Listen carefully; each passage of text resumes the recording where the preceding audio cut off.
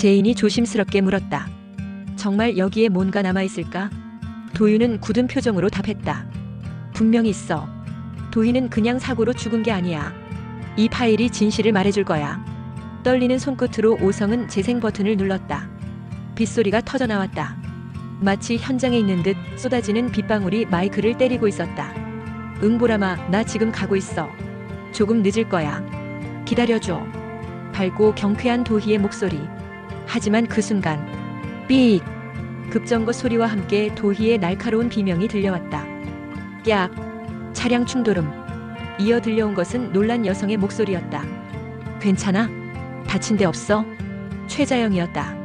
숨가쁜 도희의 목소리가 이어졌다. 괜찮아요. 조금 놀랐어요. 조심히 가세요. 안도한 한숨과 함께 발걸음 소리.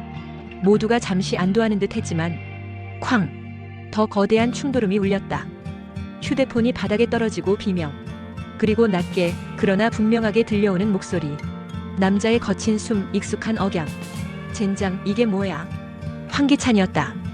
녹음이 끝나자 방 안은 얼어붙었다. 한동안 누구도 말을 잇지 못했다. 정윤이 손으로 입을 막았다. 말도 안 돼. 도희를 친 게 황기찬이었다고. 도윤의 얼굴이 일그러졌다. 분노가 그의 온몸을 휘감았다. 역시 그놈이었어. 세리도 분명 알고 있었어. 둘 다 공범이야. 오성은 고개를 떨군 채 이를 악물었다. 그동안 자영 씨를 범인으로 몰아세운 것도 다 그들의 짓이었어. 우리가 잘못 믿은 거야. 제인은 손끝이 파랗게 질릴 정도로 주먹을 쥐었다.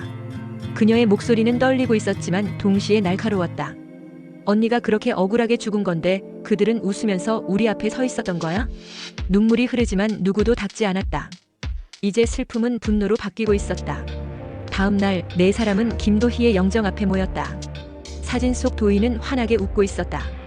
하지만 그 웃음은 모두의 가슴을 무겁게 짓눌렀다. 도윤이 먼저 무릎을 꿇었다. 도희야, 이제 알았어. 내가 얼마나 억울하게 갔는지.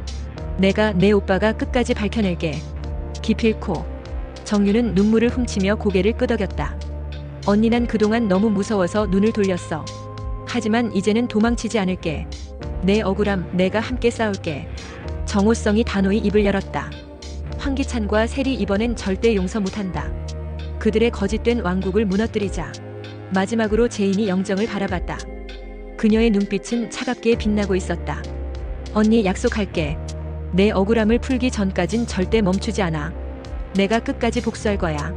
그날 네 사람은 도희 앞에서 피해 서약을 했다. 이제부터 그들은 더 이상 피해자가 아니었다. 복수를 다짐한 전사들이었다. 한편 황기찬의 집무실. 그는 술잔을 움켜쥔 채 창밖을 노려보고 있었다. 없앴어야 했는데 파일이 살아있다니. 세리가 다가와 그의 어깨를 붙잡았다. 기찬 씨, 진정해요. 증거 하나로 우릴 잡을 수는 없어. 기찬은 탁자를 주먹으로 내리쳤다. 아니 세리, 문제는 그게 아니라 파일이 존재한다는 거야. 그게 곧 올감이라고. 세리의 얼굴에도 두려움이 스쳤다. 설마 벌써 눈치챈 건 아니겠죠? 기찬은 씩 이를 갈았다. 분명 움직이고 있어. 반드시 막아야 해. 그들이 입을 열기도 전에. 며칠 뒤 제인과 도윤은 언론사 기자를 만났다.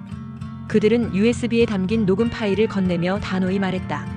이게 진실입니다. 세상에 공개해야 합니다. 기자는 긴장한 듯 물었다. 이게 사실이라면 엄청난 파장이 있을 겁니다. 각오되셨습니까? 도윤은 주저하지 않았다. 우린 이미 모든 걸 잃었습니다. 더 잃을 것도 없어요. 하지만 기사화는 쉽지 않았다. 황기찬의 권력은 여전히 막강했고 언론은 눈치를 보고 있었다. 그때 오성이 새로운 제안을 내놨다. 기자들이 움직이지 않는다면 우리가 직접 퍼뜨리자. 기자회견을 열고 영상으로 증거를 뿌리자. 제인이 고개를 끄덕였다. 그래. 이젠 우리가 직접 칼을 들어야 해. 79회 예고처럼 황기찬은 제인에게 눈치를 주며 압박했다. 그러나 그때 도윤이 나타나 그녀의 손을 잡았다. 제인아, 이제 혼자가 아니야. 우리가 있잖아. 제인의 눈빛은 흔들리지 않았다. 맞아. 4명이 함께라면 어떤 벽도 부술 수 있어. 정윤은 두려움에 떨면서도 고개를 끄덕였다. 설령 목숨을 잃더라도 언니를 위해 끝까지 싸울 거야. 오성이 선언하듯 말했다. 좋아. 이제 시작이다. 황기찬, 강세리, 너희가 세운 거짓된 집을 우리가 직접 무너뜨리겠다. 화면은 다시 도희의 음성 파일로 돌아갔다. 응 보람아, 나 지금 가고 있어. 밝은 목소리. 그리고 마지막 황기찬의 차에 치이며 끊겨버린 소리. 제인의 목소리가 겹쳐졌다. 언니, 이제 알았어. 그리고 약속할게. 너를 죽음으로 몰아넣은 그들 반드시 심판대에 세우겠다고. 카메라는 점점 멀어지고 네 사람의 뒷모습이 어둠 속으로 사라졌다. 복수의 불씨는 이제 활활 타오르고 있었다. 며칠 뒤 박 기자는 카메라 앞에 서 있었다. 그의 손에는 한 대의 녹음기가 들려 있었다. 오늘 우리는 한 여대생의 죽음에 얽힌 충격적인 진실을 공개합니다. 사건 당시 현장에서 녹음된 파일에는 가해자의 목소리가 그대로 담겨 있습니다.